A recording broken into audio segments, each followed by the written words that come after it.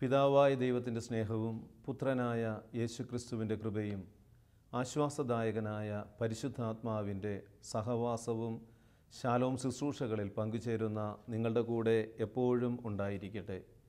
ദൈവവചനം ശ്രവിച്ച് നമുക്ക് വചനം തിരുവചന ശുശ്രൂഷയിൽ പങ്കുചേർന്ന് അനുഗ്രഹങ്ങൾ പ്രാപിക്കാം. വിശുദ്ധ പൗലോസ് അപ്പോസ്തലൻ തിമോത്തിയോസിന് എഴുതിയ 2-ാം ലേഖനം 2-ാം അധ്യായം 1-ാം വാക്യം.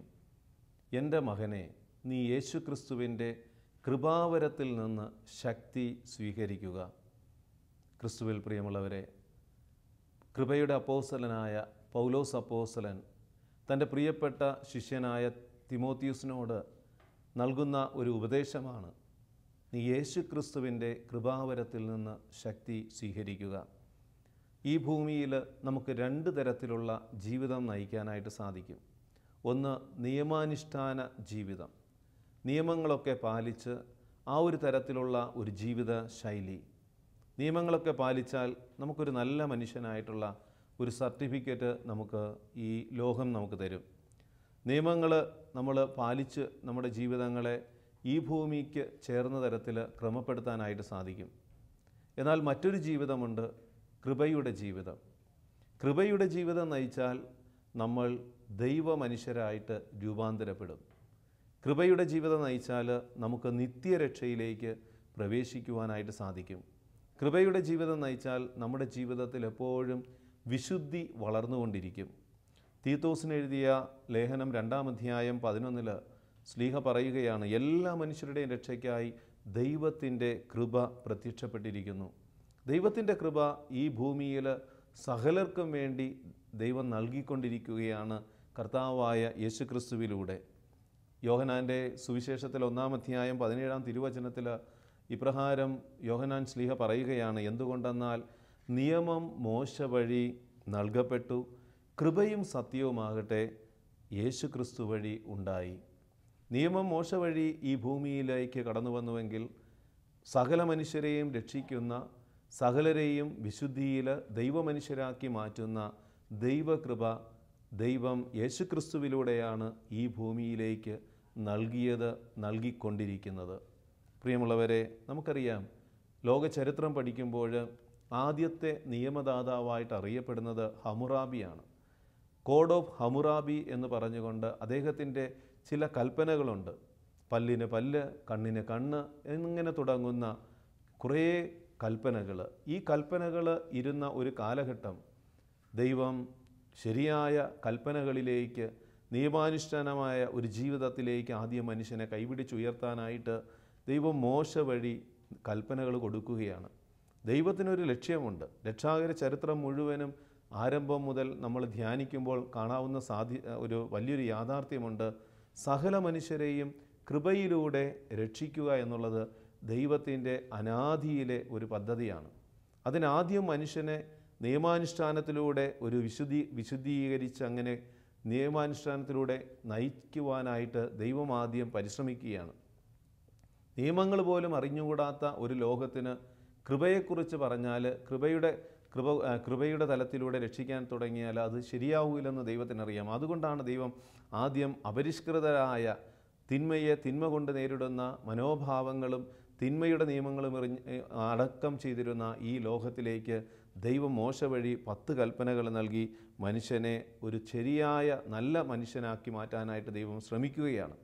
അതിനെ തുടർന്നാണ് ഈ നിയമങ്ങളൊന്നും ഒരുവനെ പൂർണ്ണമായിട്ട് രക്ഷിക്കുകയില്ലെന്നറിയാവുന്ന ദൈവം തൻ്റെ പുത്രനായ യേശുക്രിസ്തുവിലൂടെ കൃപ നൽകിക്കൊണ്ട് സകല മനുഷ്യരുടെയും രക്ഷയ്ക്കായി ദൈവം തൻ്റെ കൃപ അയച്ചുകൊണ്ട് ലോകത്തെ രൂപാന്തരപ്പെടുത്താനായിട്ട് തിരുമനസ്സായി.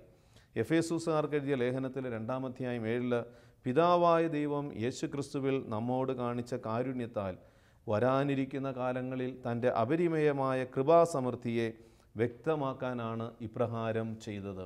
ദൈവത്തിന് അനാദിയിലെ പദ്ധതി ഉണ്ടായിരുന്നു. പ്രിയമുള്ളവരെ, അപ്പോസ്തല പ്രവർത്തനം 4-ാം അധ്യായം 34 അപ്പോസ്തലന്മാർ കർത്താവായ യേശുക്രിസ്തുവിൻ്റെ പുനരുത്ഥാനത്തിന് വലിയ ശക്തിയോടെ സാക്ഷ്യം നൽകി. അവരെല്ലാവരുടെയും മേൽ കൃപാവരം സമൃദ്ധമായി ഉണ്ടായിരുന്നു. പ്രിയമുള്ളവരെ, ദൈവത്തിൻ്റെ കൃപാവരം സമൃദ്ധമായി ഉണ്ടായിരുന്നു എന്നാണ് പറയുന്നത്. അപ്പോസ്തല പ്രവർത്തനം മുഴുവനും കൃപയുടെ ശുശ്രൂഷകളായിരുന്നു എന്ന് കാണാനായിട്ട് സാധിക്കും. കൂടുതൽ ക്ഷമിക്കുവാനായിട്ട്, അത്ഭുതങ്ങൾ പ്രവർത്തിക്കുവാനായിട്ട്, മരിച്ചവരെ ഉയർപ്പിക്കുവാനായിട്ടൊക്കെ അപ്പോസ്തലന്മാരെ ശക്തിപ്പെടുത്തിയത് കർത്താവായ യേശുക്രിസ്തുവിലൂടെ ലഭിച്ച കൃപയാണെന്ന് നമുക്ക് കാണാനായിട്ട് സാധിക്കും.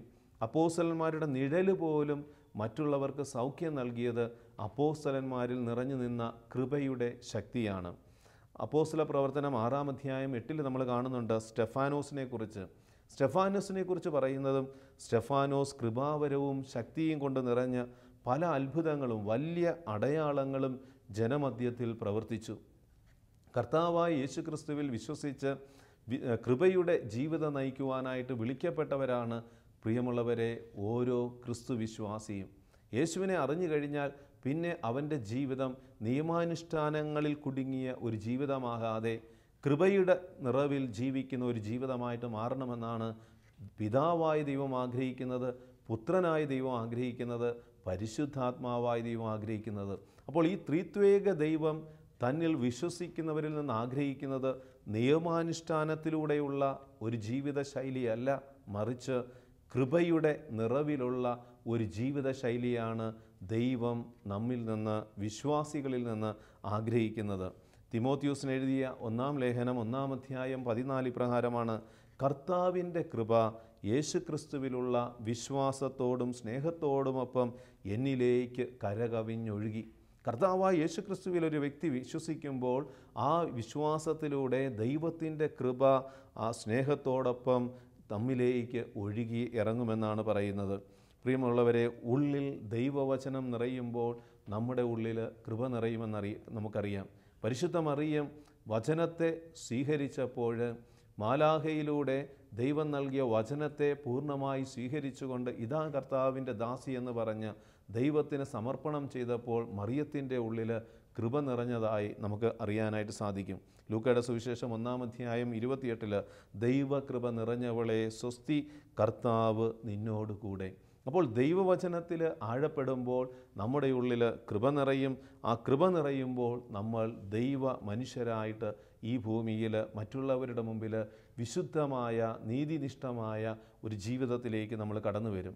നിയമാനുഷ്ഠാന ജീവിതവും കൃപയുടെ ജീവിതവും തമ്മിൽ നമുക്കൊന്ന് മനസ്സിലാക്കാനായിട്ട് പരിശ്രമിക്കാം. എന്താണ് ഇത് തമ്മിലുള്ള വ്യത്യാസം? നിയമാനുഷ്ഠാനമുള്ള ജീവിതവും കൃപയുടെ ജീവിതവും തമ്മിലുള്ള വ്യത്യാസം തിരിച്ചറിയണമെങ്കിൽ നമ്മുടെ അനുദിന ജീവിതത്തിലെ ജീവിത അനുഭവങ്ങളും നിലപാടുകളും മനോഭാവങ്ങളും ഒന്ന് പരിശോധിച്ചാൽ നമുക്ക് മനസ്സിലാക്കാനായിട്ട് സാധിക്കും. നിയമാനുഷ്ഠാനത്തിലൂടെ ജീവിക്കുന്ന വ്യക്തിയെ ആദ്യം ഞാനൊന്ന് പരിചയപ്പെടുത്താനായിട്ട് ആഗ്രഹിക്കുകയാണ്. പ്രിയമുള്ളവരെ, ഒരു മനുഷ്യൻ അദ്ദേഹം ഇടയ്ക്കിടയ്ക്ക് മദ്യപിക്കുന്ന സ്വഭാവമുള്ള മനുഷ്യനാണ്. അപ്പോൾ അദ്ദേഹത്തിനറിയാം, അദ്ദേഹം യേശുവിൽ വിശ്വസിക്കുന്ന മനുഷ്യനും കൂടിയാണ്. യേശു പാരമ്പര്യമായിട്ടൊരു ക്രിസ്തീയ സമൂഹത്തിൽ അംഗമായി ക്രിസ്ത്യാനിയായി ജീവിക്കുന്നു. എന്നാൽ അതോടൊപ്പം തന്നെ അദ്ദേഹത്തിൻ്റെ ഒരു ചെറിയൊരു ദുശീലമാണ് മദ്യപിക്കുക എന്നുള്ളത്. അപ്പോൾ ഈ മനുഷ്യനറിയാം മദ്യപാനം പാപമാണെന്നറിയാം, അതൊക്കെ നിയമലംഘനമാണെന്നൊക്കെ അറിയാം, നിയമമുണ്ട്.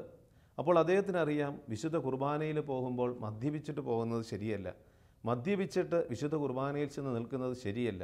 അതുകൊണ്ട് ഈ മനുഷ്യൻ എന്ത് ചെയ്യും? മദ്യപിക്കില്ല. കുർബാനയ്ക്ക് പോകുമ്പോൾ മദ്യപിക്കില്ല. കുർബാനയിൽ ചെന്ന് പങ്കെടുത്ത് അവിടെ ഇങ്ങനെ നിൽക്കും. ഒരുപക്ഷെ കുർബാന സ്വീകരിക്കണമെന്നില്ല, കാരണം നിയമാനുഷ്ഠാനമാണ്. ഞായറാഴ്ചകളിലും കടമുള്ള ദിവസങ്ങളിലും മുഴുവൻ കുർബാനയിൽ പങ്കെടുക്കണം എന്നുള്ള സഭയുടെ ഒരു നിയമമുള്ളതുകൊണ്ട് ഈ മനുഷ്യൻ എന്ത് ചെയ്യും? ഈ മനുഷ്യൻ രാവിലെ എഴുന്നേറ്റ് പള്ളിയിൽ വരും. ചിലപ്പോൾ കുർബാന തുടങ്ങിയിട്ടുണ്ടാകും, പകുതിയായി കാണും. എങ്കിലും അദ്ദേഹം കൃത്യമായിട്ട് പള്ളിയിൽ വന്ന് നിൽക്കും. പള്ളിയിൽ വരുന്ന സമയത്ത് വരുന്ന വഴിക്ക് ബാറുണ്ട്, ചിലപ്പോൾ മദ്യപിക്കുന്ന കൂട്ടുകാർ കാണും. അവരൊക്കെ വിളിച്ചാലും ഇദ്ദേഹം അതൊക്കെ മാറ്റിയിട്ട് ഇപ്പോൾ പറ്റില്ല എന്ന് പറഞ്ഞ് അദ്ദേഹം നേരെ പള്ളിയിൽ പോകും. വിശുദ്ധ കുർബാനയിൽ ചെന്ന് കണ്ട് അതൊക്കെ നോക്കി നിന്നിട്ട് വിശുദ്ധ കുർബാന കഴിഞ്ഞ് വീട്ടിലെത്തിക്കഴിഞ്ഞതിന് ശേഷം പിന്നെ കൂട്ടുകാർ മദ്യപിക്കാനായിട്ട് വിളിച്ചാൽ ഈ മനുഷ്യൻ നേരെ കൂട്ടുകാരോട് ചെല്ലും, കൂട്ടുകാരോട് കൂടെ ചെന്ന് മദ്യപിക്കും. ഇത് നിയമാനുഷ്ഠാനത്തിൽ ജീവിക്കുന്ന ഒരു വ്യക്തിയുടെ സ്വഭാവ രീതിയാണ്.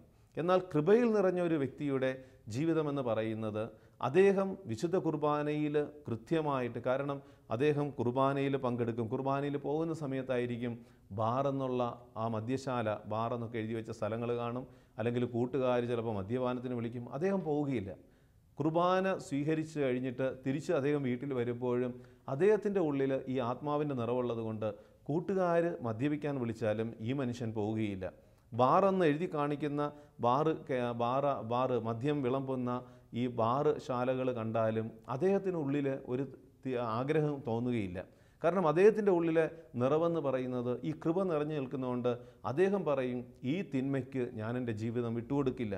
ഈ തിന്മ, ഈ മദ്യപാനം എന്ന് പറയുന്നത് തിന്മയാണ്, അത് ദൈവവചനത്തിന് വിരുദ്ധമാണ്. അതുകൊണ്ട് ഈ തിന്മ എന്നെ കീഴടക്കാൻ ഞാൻ എൻ്റെ ജീവിതത്തെ വിട്ടുകൊടുക്കില്ല. ഇതാണ് കൃപയുടെ ജീവിതവും അതുപോലെ തന്നെ ഞാൻ ആദ്യം പറഞ്ഞ ഒരു വ്യക്തിയുടെ അനുഭവം, അത് നിയമാനുഷ്ഠാനത്തിൻ്റെ ജീവിതവും തമ്മിലുള്ള വ്യത്യാസം. നമ്മൾ അനുദിന ജീവിതത്തിൽ നമ്മളെ തന്നെ പരിശോധിക്കണം. ഞാൻ കൃപ നിറഞ്ഞ ഒരു ജീവിതമാണോ നയിക്കുന്നത്, നിയമാനുഷ്ഠാനത്തിലുള്ള ഒരു ജീവിതമാണോ ഞാൻ നയിക്കുന്നത്? പ്രിയമുള്ളവരെ, കൃപ നിറഞ്ഞ ഒരു ജീവിതമാണെങ്കിൽ നമുക്കറിയാം ഒത്തിരി വ്യത്യാസങ്ങൾ നമുക്ക് കാണാനായിട്ട് സാധിക്കും. അപ്പോൾ എന്താണ് കൃപ എന്നുകൂടി നമ്മളൊന്ന് മനസ്സിലാക്കിയിട്ട് ഈ കൃപയുടെയും നിയമാനുഷ്ഠാനത്തിൻ്റെയും വ്യത്യസ്തതകളൊന്ന് തിരിച്ചറിഞ്ഞ് കൃപയിൽ നിറഞ്ഞ ഒരു ജീവിതം നയിക്കാൻ നമുക്ക് പരിശ്രമിക്കാം ഈ ദിനത്തിൽ. പ്രിയമുള്ളവരെ, എന്താണ് കൃപ? കൃപയെന്ന് പറയുമ്പോൾ ഒരു മനുഷ്യ ജീവിതത്തിൽ നമുക്കറിയാം 5 ഘട്ടങ്ങളുണ്ട്. 5 ഘട്ടങ്ങൾ നമുക്ക് കാണാൻ സാധിക്കും. ഒരു കുഞ്ഞ് അമ്മയുടെ ഉദരത്തിൽ രൂപപ്പെട്ട് ഈ ഭൂമിയിലേക്ക് കടന്നു വരുമ്പോൾ ആ കുഞ്ഞ് ആദ്യം ശൈശവത്തിൻ്റെ ഒരു കാലഘട്ടത്തിലൂടെ കടന്നു പോകും. അത് കഴിയുമ്പോൾ, അല്പം കഴിയുമ്പോൾ ബാല്യത്തിൻ്റെ ഒരു കാലഘട്ടമുണ്ട്, പിന്നെ കൗമാരത്തിൻ്റെ കാലഘട്ടമുണ്ട്, യൗവനത്തിൻ്റെ കാലഘട്ടമുണ്ട്, വാർദ്ധക്യത്തിൻ്റെ കാലഘട്ടമുണ്ട്. ഈ 5 കാലഘട്ടങ്ങളിലൂടെ ഒരു മനുഷ്യജീവിതം കടന്നു നീങ്ങുമ്പോഴും അവൻ യേശുക്രിസ്തുവിൽ വിശ്വസിച്ച് ദൈവത്തോട് ഐക്യപ്പെട്ട ഒരു ജീവിത ശൈലി നയിക്കുമ്പോൾ, കൃപ നിറഞ്ഞ ഒരു ജീവിതം നയിക്കുമ്പോൾ എപ്പോഴും ദൈവ സ്നേഹത്തിലും ദൈവഭയത്തിലും വിശുദ്ധിയിലും ജീവിക്കുവാനായിട്ട് ആ വ്യക്തിയെ അത് സഹായിക്കും. ഈ 5 കാലഘട്ടങ്ങളിലൂടെ കടന്നു പോകുമ്പോഴും ഉള്ളിൽ കൃപ നിറഞ്ഞ വ്യക്തിയുടെ ജീവിതമാണെങ്കിൽ അത് നന്മയുടെ ജീവിതമായിട്ട് മാറും. ഒരു കുഞ്ഞ് അമ്മയുടെ ഉദരത്തിൽ രൂപപ്പെടുമ്പോൾ തന്നെ അമ്മ കൃപ നിറഞ്ഞ ഒരു ജീവിതം നയിക്കുകയാണെങ്കിൽ ശൈശവ കാലഘട്ടത്തിൽ ഈ കുഞ്ഞിലും ദൈവത്തിൻ്റെ കൃപയുടെ അഭിഷേകം കാണാനായിട്ട് പറ്റും. അമ്മ ദൈവവചനം വായിക്കുകയും വിശുദ്ധ കുർബാനയിൽ പങ്കെടുക്കുകയും കൃപയുടെ ഒരു ജീവിതം നയിക്കുകയും ചെയ്യുകയാണെങ്കിൽ ഈ ശൈശവ കാലഘട്ടത്തിലേക്ക് കടന്നു വരുന്ന ഈ കുഞ്ഞിനും ഈ കൃപയുടെ ഇടപെടലുകൾ കാണാനായിട്ട് സാധിക്കും. വിശുദ്ധ പൗലോസ് അപ്പോസ്തലൻ തീത്തോസിന് എഴുതിയ ലേഖനത്തിലെ 2-ാം അധ്യായം 11-ാം വാക്യം ഇപ്രകാരമാണ്: എല്ലാ മനുഷ്യരുടെയും രക്ഷയ്ക്കായി ദൈവത്തിൻ്റെ കൃപ പ്രത്യക്ഷപ്പെട്ടിരിക്കുന്നു. നിർമ്മതത്വവും ലൗകിക മോഹങ്ങളും ഉപേക്ഷിക്കുവാനും ഈ ലോകത്തിൽ സമചിത്തതയും നീതിനിഷ്ഠയും ദൈവഭക്തിയുമുള്ള ഒരു ജീവിതം നയിക്കുവാനും അത് നമ്മെ പരിശീലിപ്പിക്കുന്നു. പ്രിയമുള്ളവരെ, ദൈവത്തിൻ്റെ കൃപയാണ് ഈ 5 കാലഘട്ടങ്ങളിലൂടെ കടന്നു പോകുന്ന മനുഷ്യജീവിതം വിശുദ്ധിയുടെ, നന്മയുടെ, സ്നേഹത്തിൻ്റെയൊക്കെ ജീവിതം നയിക്കാനായിട്ട് ഒരു വ്യക്തിയെ സഹായിക്കുന്നത്. കൊറിന്തോസ്യർക്ക് എഴുതിയ 1-ാം ലേഖനത്തിൽ 6-ാം അധ്യായം 12-ാം വാക്യം ഇപ്രകാരമാണ്: എല്ലാം എനിക്ക് നിയമാനുസൃതമാണ്, എന്നാൽ എല്ലാം പ്രയോജനകരമല്ല. ഈ ലോകത്തിൽ ഒത്തിരി നിയമങ്ങൾ, നമുക്ക് അനുകൂലമായ നിയമങ്ങളൊക്കെ ഉണ്ടാകാം, എന്നാൽ എല്ലാ നിയമങ്ങളും നമുക്ക് പ്രയോജനകരമല്ല എന്ന് തിരിച്ചറിയണം. നിത്യജീവന് നമ്മെ സഹായിക്കുന്ന, നിത്യരക്ഷയിലേക്ക് നമ്മെ നയിക്കുന്ന, ദൈവവുമായി ഐക്യപ്പെടുവാനും യേശുക്രിസ്തുവിനെ അറിയുവാനും സഹായിക്കുന്ന നിയമങ്ങളാകണമെന്നില്ല. അപ്പോൾ ഈ ലോകത്തിലെ നിയമങ്ങൾ നമുക്ക് എന്നാൽ എല്ലാം പ്രയോജനകരമല്ല. എല്ലാം എനിക്ക് നിയമാനുസൃതമാണ്, എന്നാൽ എല്ലാം പ്രയോജനകരമല്ല. എല്ലാം എനിക്ക് നിയമാനുസൃതമാണ്, എന്നാൽ ഒന്നും എന്നെ അടിമപ്പെടുത്താൻ ഞാൻ സമ്മതിക്കില്ല. ഒന്നും എന്നെ അടിമപ്പെടുത്തുവാൻ എല്ലാം പ്രയോജനങ്ങളാണ്, പക്ഷേ ഒന്നും എന്നെ അടിമപ്പെടുത്താനായിട്ട് ഞാൻ അനുവദിക്കുകയില്ല. കൃപ നിറഞ്ഞ വ്യക്തി ഒരു തിന്മയ്ക്കും അടിമപ്പെടുകയില്ല. കൃപ നിറഞ്ഞ വ്യക്തി വിദ്വേഷത്തിനും വെറുപ്പിനും വൈരാഗ്യത്തിനും കോപത്തിനും അല്ലെങ്കിൽ അഹങ്കാര ചിന്തയ്ക്കും അല്ലെങ്കിൽ ഈ ലോകത്തിൻ്റെ ആർഭാടത്തിനുമൊക്കെ അടിമപ്പെടുകയില്ല. ലോകത്തിൻ്റേതായിട്ടുള്ള മനുഷ്യരാണ്. കാരണം ആർഭാടത്തിൻ്റെ, ധൂർത്തിൻ്റെ, അഹന്തയുടെ ജീവിതം നയിക്കുന്ന വ്യക്തികൾ. എന്നാൽ കൃപ നിറഞ്ഞ വ്യക്തി എളിമയുടെ തലത്തിലേക്ക് കടന്നു വരും, ക്ഷമയുടെ തലത്തിലേക്ക് കടന്നു വരും, സ്നേഹത്തിൻ്റെ തലത്തിലേക്ക് കടന്നു വരും, ആത്മസംയമനത്തിൻ്റെ തലത്തിലേക്ക് കടന്നു വരും. സമചിത്തത ആ വ്യക്തിയുടെ ജീവിതത്തിൽ നിലനിൽക്കും. എന്താണ് സമചിത്തത എന്ന് ചോദിക്കുമ്പോൾ നമുക്കറിയാം, സമചിത്തത, 2 ചിത്ത, കാരണം സമമാണ്. ദൈവത്തിൻ്റെ ഇഷ്ടവും എൻ്റെ ഇഷ്ടവും സമമായി പോകുന്ന ഒരു ജീവിത ശൈലിയുള്ള വ്യക്തിയാണ് സമചിത്തതയുള്ള വ്യക്തിയായിട്ട് മാറുന്നത്. കാരണം എൻ്റെ ഇഷ്ടങ്ങൾ ദൈവഹിതപ്രകാരമുള്ള ഇഷ്ടത്തിന് ചേർന്ന് പോകുന്നതാണെങ്കിൽ അത് സമചിത്തതയുടെ ജീവിതമായിട്ട് മാറും. അവിടെ അസ്വസ്ഥതകളുണ്ടാകില്ല, ശാന്തമായിട്ട് നിൽക്കും. ദൈവം എന്താണ് എന്നോട് ആവശ്യപ്പെടുന്നത്, ദൈവം എന്താണ് ഈ നിമിഷം എന്നിൽ നിന്ന് ആഗ്രഹിക്കുന്നത്, ആ ഒരു ചിന്തയുണ്ടാകും. ഒരു മനുഷ്യൻ അദ്ദേഹം പ്രാർത്ഥിക്കുന്ന ദൈവാനുഭവത്തിൽ ജീവിക്കുന്ന മനുഷ്യനാണ്. അദ്ദേഹം സംഭാഷണങ്ങൾ മറ്റുള്ളവരുമായി സംസാരിച്ചുകൊണ്ടിരിക്കുമ്പോൾ ഇടയ്ക്ക് ഒന്ന് ശാന്തമായിട്ട് കണ്ണടയ്ക്കും. അല്പനേരം ഒന്ന് ശാന്തമായിട്ട് കണ്ണടയ്ക്കും. അപ്പോൾ കൂടെ നിൽക്കുന്നവർ ചോദിക്കും, എന്താണ് പെട്ടെന്ന് കണ്ണടയ്ക്കുന്നത്? അപ്പോൾ ഈ മനുഷ്യന് പറയാനുണ്ട്, കാരണം ഞാൻ എൻ്റെ ദൈവവുമായിട്ട് ഒന്ന് ബന്ധപ്പെടുകയാണ്. ഞാനിപ്പോൾ നിങ്ങളുമായി സംസാരിക്കുമ്പോഴും എൻ്റെ ദൈവവുമായിട്ട് ഞാൻ ഈ സംഭാഷണം ഇത് ദൈവഹിതമാണോ അല്ലെങ്കിൽ ദൈവം ആഗ്രഹിക്കുന്നതാണോ എന്ന് തിരിച്ചറിയുവാനായിട്ട് ഞാൻ ദൈവവുമായി ബന്ധപ്പെടുന്നതാണ്. അതുകൊണ്ടാണ് ഞാൻ പെട്ടെന്ന് അല്പനേരം ചില അവസരങ്ങളിൽ ഒന്ന് മിഴി പൂട്ടുന്നത്. പ്രിയമുള്ളവരെ, കൃപ നിറഞ്ഞ വ്യക്തി എപ്പോഴും ദൈവവുമായി ബന്ധത്തിലായിരിക്കും. നിയമാനുഷ്ഠാനങ്ങളുടെ തലത്തിൽ നിൽക്കുന്ന വ്യക്തി എപ്പോഴും ലോകവുമായിട്ടുള്ള ഒരു അമിതമായ ഒരു ചേർച്ച ഉണ്ടായിരിക്കും. ദൈവത്തെക്കാളുപരി അവൻ ലോകത്തിലെ കാര്യങ്ങളിലായിരിക്കും കൂടുതൽ ശ്രദ്ധ പതിപ്പിക്കുക. പ്രിയമുള്ളവരെ, നീതിനിഷ്ഠയുള്ള ഒരു ജീവിതമായിരിക്കും കൃപ നിറഞ്ഞ വ്യക്തിയുടെ ജീവിതത്തിൽ നിന്ന് കടന്നു വരുന്നത്. നീതിനിഷ്ഠ ഉള്ള ജീവിതമായിരിക്കും, നീതിമാനായിരിക്കും. കാരണം കാപഢ്യത്തിൻ്റെ ഹൃദയം ആയിരിക്കില്ല, നന്മയുടെ ഹൃദയമായിരിക്കും. നന്മയുടെ ഹൃദയമായിരിക്കും കൃപ നിറഞ്ഞ ഒരു വ്യക്തിയുടെ ജീവിതത്തിൽ തെളിഞ്ഞ് കാണുന്നത്. കാരണം നീതിനിഷ്ഠമായ ജീവിതം, നീതിമാനായ യൗസേപ്പ് പിതാവിനെ നമ്മൾ പറയുന്നുണ്ട്. കൃപ നിറഞ്ഞ യൗസേപ്പ് പിതാവായതുകൊണ്ടാണ് അദ്ദേഹത്തെ നീതിമാൻ എന്ന് വിളിക്കുന്നത്. അദ്ദേഹത്തിൻ്റെ നീതി ലോകത്തിൻ്റെ നീതിയെപ്പോലെയല്ല. ലോകത്തിൻ്റെ നീതി എന്താണ്? വ്യഭിചാരം ചെയ്താൽ അത് പാവമാണ്. കാരണം നിയമാനുഷ്ഠാനമാണ്, യഹൂദ നിയമാനുഷ്ഠാനങ്ങളിൽ നിലനിന്നതാണ്. കാരണം വിവാഹത്തിന് മുമ്പ് ഒരു പുരുഷനുമായി ഒരു സ്ത്രീ ബന്ധപ്പെട്ടാൽ അത് വ്യഭിചാരമാണ്, അങ്ങനെയുള്ളവരെ കല്ലെറിഞ്ഞു കൊല്ലണമെന്നുള്ളതാണ്. പക്ഷേ ഈ വിശുദ്ധ യൗസേപ്പ് പിതാവ് നീതിനിഷ്ഠമായ നീതിമാനെന്ന് പറയാൻ കാരണം എന്താണ്? അദ്ദേഹം ലോകത്തിൻ്റെ നിയമാനുഷ്ഠാനമല്ല, ഈ ലോകത്തിലെ നിയമാനുഷ്ഠാനങ്ങളെക്കാൾ കൃപയ്ക്ക് പ്രാധാന്യം കൊടുത്തു. കൃപയെന്ന് പറയുന്നത് രക്ഷിക്കുന്നതാണ്, ഒരു മനുഷ്യനെ രക്ഷിക്കുന്നതാണ് കൃപ. നിയമാനുഷ്ഠാനങ്ങളിലൂടെയുള്ള രക്ഷയല്ല, കൃപ നിറഞ്ഞ ജീവിതത്തിലൂടെ മറ്റുള്ളവരെ രക്ഷിക്കുന്നതാണ് യഥാർത്ഥ രക്ഷയെന്ന് വിശുദ്ധ യൗസേപ്പ് പിതാവിന് അറിയാവുന്നതുകൊണ്ട് അദ്ദേഹം വിവാഹ നിശ്ചയം ചെയ്തിരുന്ന കന്യക പരിശുദ്ധാത്മാവാൽ നിറഞ്ഞ് ഗർഭിണിയാണെന്നറിയുമ്പോൾ യൗസേപ്പ് പിതാവ് അവളെ ഉപേക്ഷിക്കാനായിട്ട് തയ്യാറാകുന്നില്ല. കാരണം കൃപയുടെ നിറവുള്ളത് കൊണ്ട് ദൈവകൃപയുടെ ഇടപെടലുകളെ എളിമയോടെ സ്വീകരിക്കുവാനായിട്ട് ഈ നീതിമാനായ യൗസേപ്പ് പിതാവിന് സാധിക്കുകയാണ്. ജ്ഞാനത്തിൻ്റെ പുസ്തകം 1-ാം അധ്യായം 4 പറയുന്നു, ജ്ഞാനം കപട ഹൃദയത്തിൽ പ്രവേശിക്കുകയില്ല, പാപത്തിന് അടിമയായ ശരീരത്തിൽ വസിക്കുകയില്ല. അപ്പോൾ പാപത്തിൻ്റെ അടിമത്വം നിറഞ്ഞ ഒരു ജീവിതത്തിലാണെങ്കിൽ അത് കൃപ നിറഞ്ഞു നിൽക്കുകയില്ല. കൃപ നിറഞ്ഞു കഴിയുമ്പോൾ പാപം വിട്ടുപോകും. അവൻ്റെ സംസാരവും പെരുമാറ്റവും ഒക്കെ മറ്റുള്ളവരെ രക്ഷിക്കുന്നതായിട്ട് മാറും. നിയമത്തിൻ്റെ കാർക്കശ്യത്തിൽ പിടിച്ചു നിന്ന് അവരെ ശിക്ഷിക്കണം, അവരെ കൊല്ലണം എന്ന് പറയുവാനായിട്ടുള്ള മനോഭാവം ഉണ്ടാവുകയില്ല. പ്രിയമുള്ളവരെ, പരിശുദ്ധ സഭ വധശിക്ഷ, കാരണം വധശിക്ഷ ലോകത്തിൻ്റെ നിയമമാണ്. ഒരാൾ ഒരു കൊലപാതകം ചെയ്താൽ അദ്ദേഹത്തിന് വേണമെങ്കിൽ നിയമത്തിൻ്റെ തലത്തിൽ നിൽക്കുമ്പോൾ വേണമെങ്കിൽ അദ്ദേഹത്തിന് വധശിക്ഷ കൊടുക്കാം. എന്നാൽ ക്രിസ്തീയ വിശ്വാസം എന്ന് പറയുന്നത് കൃപ നിറഞ്ഞ ഒരു വിശ്വാസ ജീവിതമാണ്. കൃപയിലുള്ള ഒരു ജീവിതമായതുകൊണ്ട് പരിശുദ്ധ കത്തോലിക്ക സഭ വധശിക്ഷയെ അനുകൂലിക്കുകയില്ല. കാരണം അത് കൃപയുടെ ജീവിതമാണ്. ഭ്രൂണഹത്യ ഒരുപക്ഷെ ലോകത്തിന് ചില നിയമങ്ങളുണ്ടാകാം, ഇത്ര കാലഘട്ടം വരെ, അല്ലെങ്കിൽ 1 മാസം അല്ലെങ്കിൽ 2-3 മാസം. അപ്പോൾ ആ സമയത്തൊക്കെ വേണമെങ്കിൽ നിങ്ങൾക്ക് ഭ്രൂണഹത്യ ചെയ്യാം. അത് ഒരു കൊലപാതകമായിട്ട് ലോക നിയമം അംഗീകരിക്കുന്നില്ല. എന്നാൽ കൃപ നിറഞ്ഞ ഒരു വ്യക്തി ഇത് പാപമാണെന്ന് തിരിച്ചറിയും. കാരണം ദൈവത്തിൻ്റെ പദ്ധതിയാണ്. ഓരോ കുഞ്ഞും മാതാവിൻ്റെ ഉദരത്തിൽ രൂപപ്പെട്ട് കഴിയുമ്പോൾ അതിനെ കൊല്ലുവാനായിട്ട് പാടില്ല. കൃപ നിറഞ്ഞ വ്യക്തി അത് ഗർഭഛിദ്രത്തിന് എതിരായിട്ട് നിലപാടെടുക്കും. ഒരു ജീവൻ പോലും നഷ്ടപ്പെടാൻ പാടില്ല എന്നുള്ള ആ ഒരു മനോഭാവം കൃപ നിറഞ്ഞ ഒരു വ്യക്തിയിൽ ജ്വലിച്ചു നിൽക്കും. പ്രിയമുള്ളവരെ, നിയമാനുഷ്ഠാനമാണോ അതോ കൃപയുടെ ജീവിതമാണോ ഞാൻ ഇന്ന് നയിക്കുന്നത് എന്ന് നമ്മൾ ധ്യാനിക്കണം. നിയമാനുഷ്ഠാനമുള്ള ഒരു ജീവിതം എന്ന് പറയുന്നത് എന്താണ്? പത്രോസ്ലീഹയുടെ ആദ്യ നാളുകളിൽ പത്രോസ്ലീഹ ഈശോയോട് ചോദിക്കുന്നുണ്ട്, എന്നോട് തെറ്റ് ചെയ്യുന്നവനോട് ഞാൻ 7 പ്രാവശ്യം ക്ഷമിച്ചാൽ മതിയോ? കാരണം ഒരു നിയമമാണ്, നീതിമാൻ ഒരു ദിവസം 7 തവണ വീഴുന്നു, 7 തവണ അവൻ പാപം ചെയ്യുന്നു. അതുകൊണ്ട് പത്രോസ്ലീഹ ആ നിയമാനുഷ്ഠാനത്തിലൂടെയുള്ള ഒരു ജീവിതശൈലിയെ ലക്ഷ്യം വെച്ചുകൊണ്ട് ഈശോയോട് ചോദിക്കുകയാണ്, എന്നോട് തെറ്റ് ചെയ്യുന്ന സഹോദരനോട് ഞാൻ 7 പ്രാവശ്യം ക്ഷമിച്ചാൽ മതിയോ? കൃപയുടെ ജീവിതമാണ് കർത്താവായ യേശു ക്രിസ്തു തന്നിൽ വിശ്വസിക്കുന്നവരിൽ നിന്ന് ആഗ്രഹിക്കുന്നതെന്ന് പഠിപ്പിക്കുവാനായിട്ട് പത്രോസിനോട് ഈശോ പറയുകയാണ്, 7 അല്ല 70. ക്ഷമയ്ക്ക് അതിരുകളില്ല. നിൻ്റെ സഹോദരൻ എത്ര പ്രാവശ്യം തെറ്റ് ചെയ്ത് നിന്നോട് ക്ഷമിക്കാൻ വന്നാലും ക്ഷമ ചോദിച്ചു വന്നാലും നീ ക്ഷമ കൊടുക്കണം. കൃപ നിറഞ്ഞ ഒരു ജീവിതത്തിന് ക്ഷമ കൊടുക്കാനായിട്ട് പറ്റും. കൃപ നിറഞ്ഞ ഒരു ജീവിതത്തിനെ കാരുണ്യം കാണിക്കാനായിട്ട് പറ്റൂ. കൃപ നിറഞ്ഞ ജീവിതത്തിനെ വിശുദ്ധിയിലും നന്മയിലും വളരാനായിട്ട് പറ്റുകയുള്ളൂ. പ്രിയമുള്ളവരെ, നിയമാനുഷ്ഠാനം നിലനിൽക്കുന്ന ഒരു വ്യക്തി എന്തു ചെയ്യും?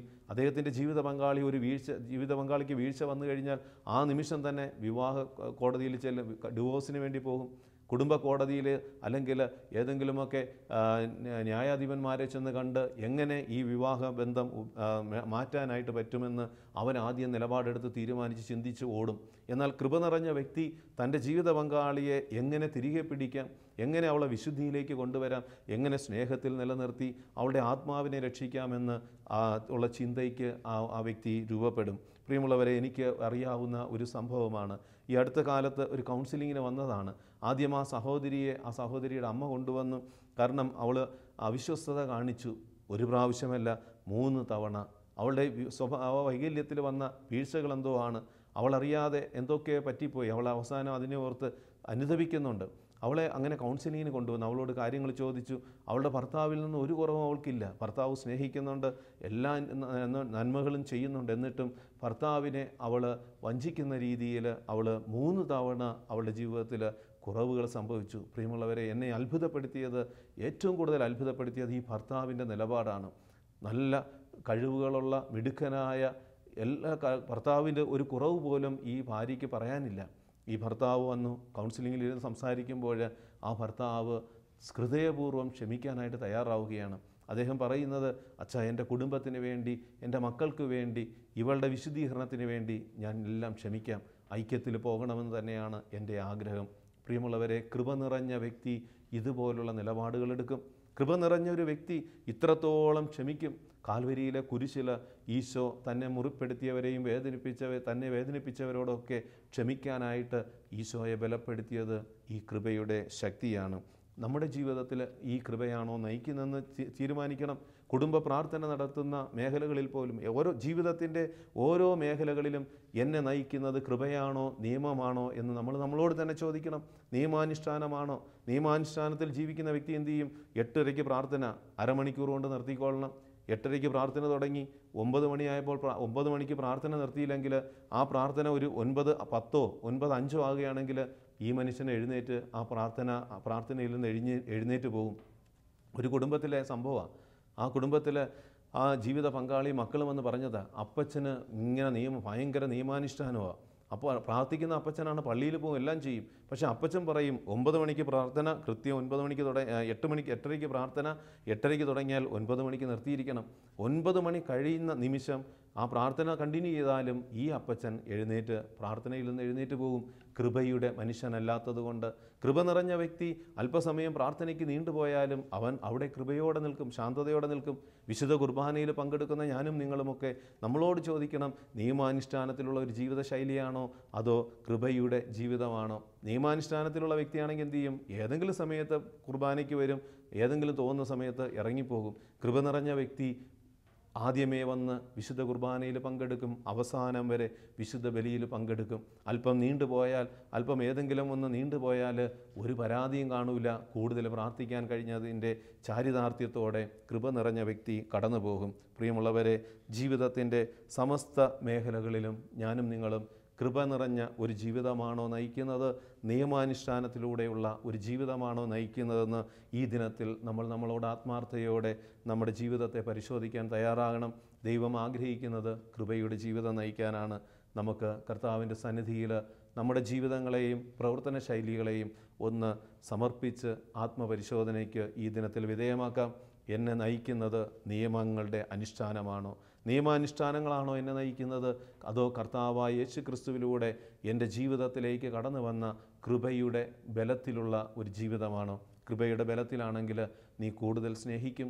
കൃപയുടെ ബലത്തിലാണെങ്കിൽ നീ കൂടുതൽ ക്ഷമിക്കും. കൃപയുടെ ബലത്തിലാണെങ്കിൽ നീ കൂടുതൽ കാരുണ്യം കാണിക്കും.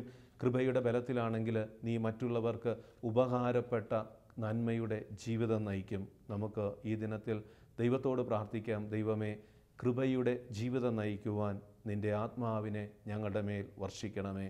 കാരുണ്യവാനായ ദൈവമേ, നിയമാനുഷ്ഠാനത്തിലൂടെയുള്ള ജീവിതം ഒരു നല്ല മനുഷ്യനെ രൂപപ്പെടുത്തും. എന്നാൽ കൃപയുടെ ജീവിതം ദൈവമനുഷ്യനെയും വിശുദ്ധിയുള്ള മനുഷ്യനെയും രൂപപ്പെടുത്തുമെന്ന് ഈ ദിനത്തിൽ ഞങ്ങൾ തിരിച്ചറിയുന്നു. കർത്താവെ, കൃപ നിറഞ്ഞ ഒരു ജീവിതം നയിച്ച് പരിശുദ്ധ അമ്മയെപ്പോലെ നിത്യജീവൻ്റെ അവകാശത്തിലേക്ക് ഞങ്ങളും ഉയർത്തപ്പെടുവാൻ ഞങ്ങളെ അനുഗ്രഹിക്കണമേ. കൃപ നിറഞ്ഞ പൗലോസിനെ പോലെ, കൃപ നിറഞ്ഞ അപ്പോസ്തലന്മാരെ പോലെ, കൃപ നിറഞ്ഞ വിശുദ്ധരെ പോലെ, കൃപ നിറഞ്ഞ രക്തസാക്ഷികളെ പോലെ, കൃപ നിറഞ്ഞ വിശുദ്ധാത്മാക്കളെ പോലെ ദൈവ മനസ്സിനൊത്ത വിധം ചിന്തിക്കുവാനും പ്രവർത്തിക്കുവാനും നിലപാടുകളെടുക്കുവാനും ഞങ്ങളെയും അനുഗ്രഹിക്കണമേ. നിത്യം പിതാവും പുത്രനും പരിശുദ്ധാത്മാവുമായ സർവേശ്വര എന്നേക്കും ആമേൻ.